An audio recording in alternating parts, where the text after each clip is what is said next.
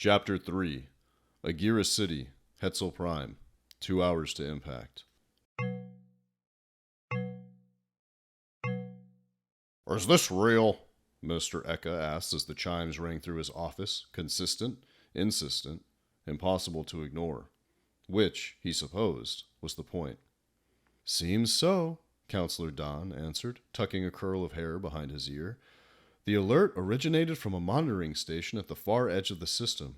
It came in at the highest priority level, and it hit system-wide. Every computer linked to the main processing core is sounding the same alarm. But what's causing it? The minister asked. There was no message attached? No, Don replied. We've repeatedly asked for clarification, but there's been no response. We believe the monitoring station was destroyed. Minister Eka thought for a moment. He rotated his chair away from his advisors, the old wood creaking a little beneath his weight. He looked out through the broad picture window that made up the wall behind his desk. As far as he could see, the golden fields of Hetzel, all the way to the horizon. The world, the whole system, really, believed in using every bit of available space to grow, create, to cultivate. Buildings were roofed with cropland. Rivers and lakes were used to grow helpful algae and water weeds. Towers were terraced, with fruit vines spilling from their sides. Harvester droids floated among them, plucking ripe fruits, whatever was in season. Right now, that would be honey fruit, kingberries, and ice melons. In a month, it would be something else. On Hetzel, something was always in season. He loved this view, the most peaceful in the galaxy, he believed.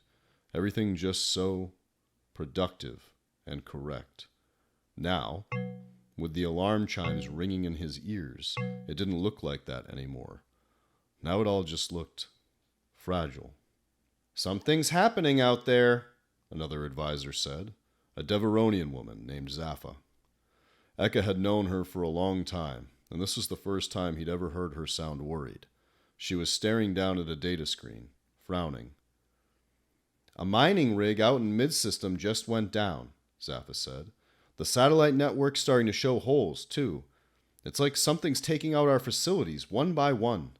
And we still don't have any images? This is madness, Eka declared. He pointed at his security chief, a portly middle-aged human. Borda, why don't your people know what's happening? Borda frowned.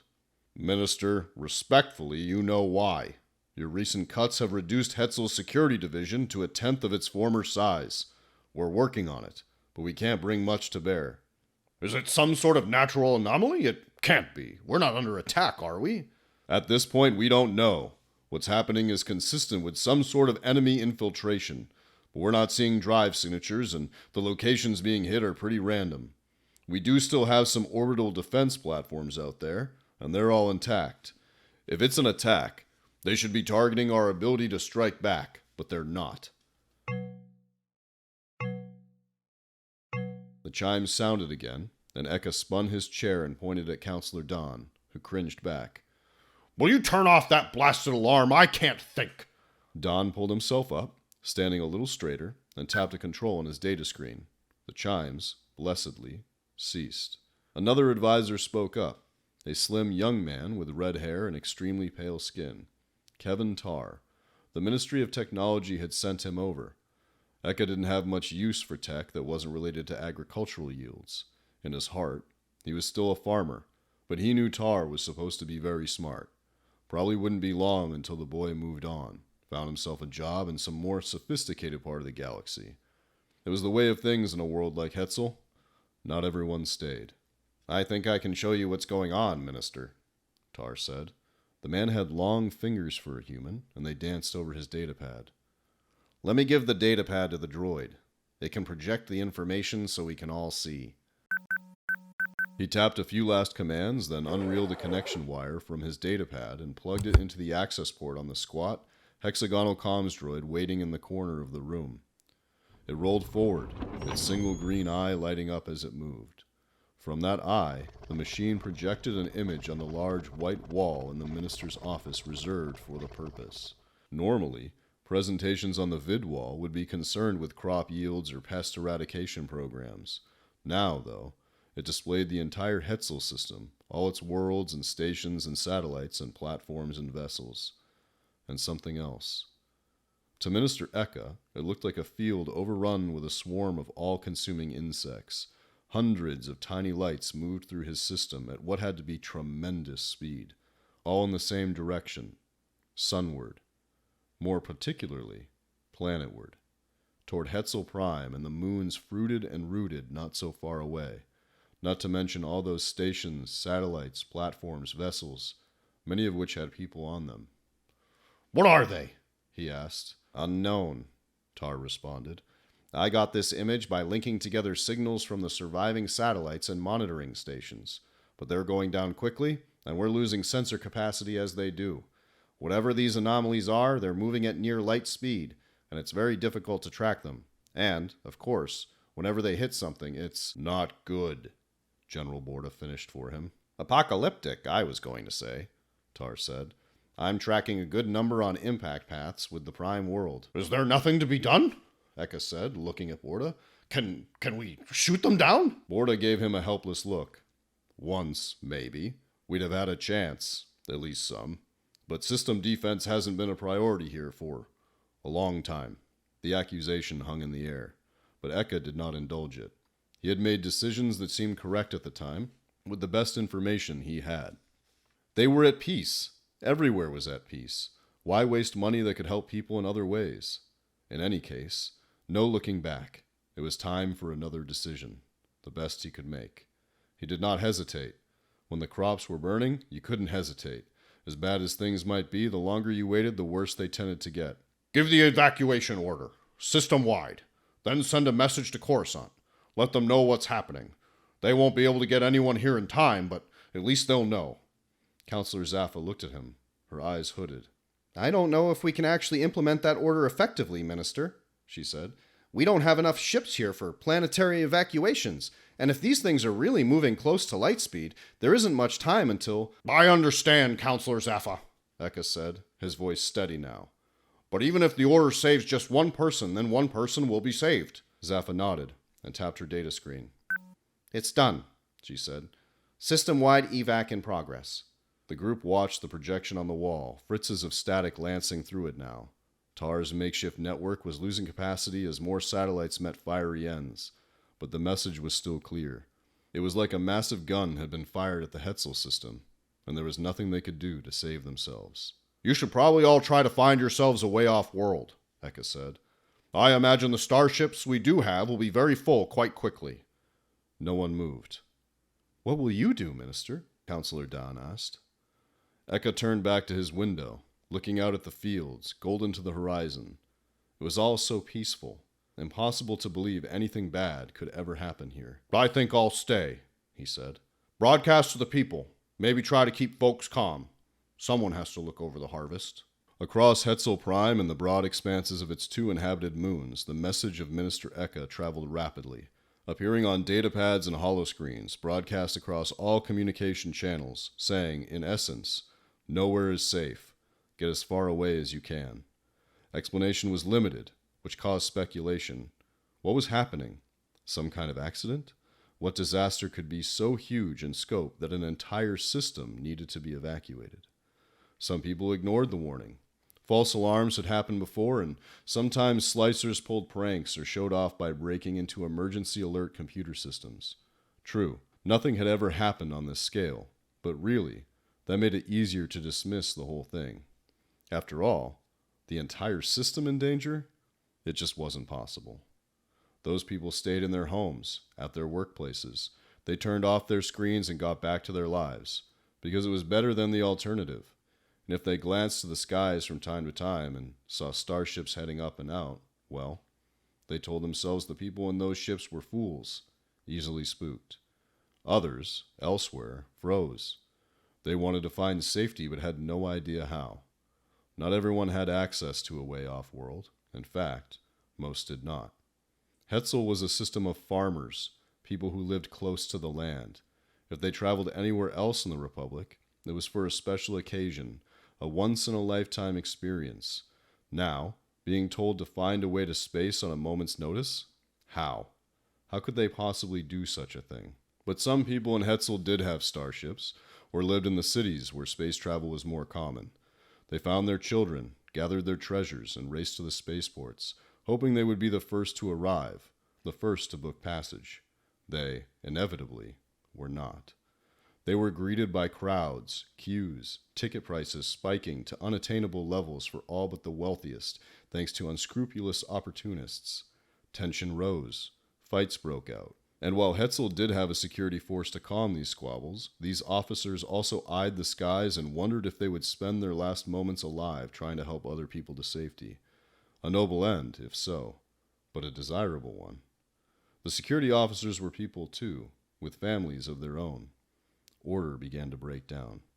On the rooted moon, a kind trader decided to open the doors of the starship he used to transport the exceedingly fresh produce of the moon to the voracious worlds of the outer rim.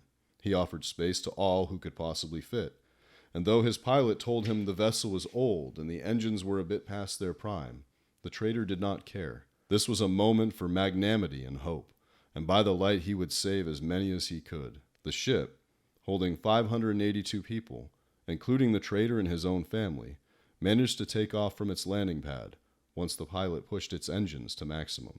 It just needed to escape the moon's gravity well. Once they were in space, everything would get easier. They could get away to safety. The vessel achieved most of a kilometer before the overtaxed engines exploded. The fireball rained down over those left behind, and they were not sure whether they were lucky or not, considering they still had no idea what was coming for them. Minister Eka's message did not say. A variant on that message was sent out from Hetzel to any other systems or ships that might hear it. "We are in desperate trouble. Send aid if you can." It was picked up by receivers in the other worlds of the Outer Rim, Abdalis, Moncala, Eriadu, and many more, spreading outward via the Republic's relay system, and then inward to the planets of the mid and inner rims, the colonies region, and even the shining core. Virtually everyone who heard it wanted to do something to help. But what? It was clear that whatever was happening in Hetzel would be over well before they could arrive. But ships were sent anyway, mostly medical aid vessels, in the hope they might be able to offer treatment to injured citizens of Hetzel, if any survived. "Get to your nearest off-world transport facility," Mr. Eka said to a camdroid recording his words and image and broadcasting them across the system. "We will send ships to pick up people who don't have other ways to leave the planet. It might take time, but stay calm and peaceful. You have my word. We will come for you. We are all of the same crop, hardy stock. We will survive this the way we have survived harsh winters and dry summers, by pulling together. We are all Hetzel. We are all the Republic," he said. He raised a hand, and then the camdroid ceased transmitting. This was the fourth message he had sent since the emergency began, and he hoped his communications were doing some good. Reports suggested they were not. Riots were beginning at spaceports on all 3 inhabited worlds. But what else could he do? He broadcast his messages from his office in Agir City, demonstrating that he had not abandoned his people even though he surely could. A show of solidarity. Not much, but something. Around him, the rest of his staff coordinated their own attempts to assist in whatever way they could. General Borda worked with his manager's security fleet to both keep order and ferry people off planet. With the help of Counselor Don, they had organized a number of the huge crop freighters currently in transit to act as relay points, ordering them to dump their cargo and clear all space for incoming refugees. Each could hold tens of thousands of people, not comfortably, of course, but this was not a situation where comfort mattered. Smaller ships were ferrying Hetzalians up to the cargo vessels, offloading their people, then rushing back to pick up more. It was an imperfect system, but it was what they had been able to arrange on no notice. There was no plan for something like this. Minister Eka blamed himself for that, but how could he have known? This wasn't supposed to happen. It was impossible, whatever it was. He was just a farmer after all, and... No, he thought, suddenly ashamed of himself. He was Minister Zephyrin Eka, leader of the whole blasted system. It didn't matter if he couldn't have anticipated this disaster. It was happening, and he needed to do everything he could. As he considered that thought, he looked over at Kevin Tarr, who had never stopped running his little network, trying to keep information flowing. The young man was now working with 3 separate data pads and a number of comms droids projecting various displays on the walls. pulling in as much data as he could about the scope of the disaster that continued to wreak havoc on the system. He still had no real answers, other than to continually confirm that Hetzel was being savaged by whatever was afflicting the system. Satellites, arrays, stations, smashed apart by the storm of death that had come calling. It was like the seasonal chew-fly swarms that used to plague the fruited moon until they had been genetically modified out of existence. If the swarm came, there was nothing you could do. You hunkered down, survived, and sowed your fields again once it was all done. Eka watched as Kevin Tarr wiped sweat from his eyes, then looked back at his main datapad, the one he had propped up on the little side table he was using as a desk. Tarr's eyes widened and his fingers froze, hovering over the screen. "Minister," he said, I'm getting a signal." "What signal?" Eka said. I'll put it through," Tarr said, and there was an odd note in his voice, of surprise or just something unexpected. Words cackled into the air, one of the technician's comms droids broadcasting the message out into Minister Eka's office. A woman's voice. Just a few words, but they brought with them, yes, the one thing most needed at that moment. "This is Jedi Master Avar Kriss. Help is on the way." That one thing. Hope.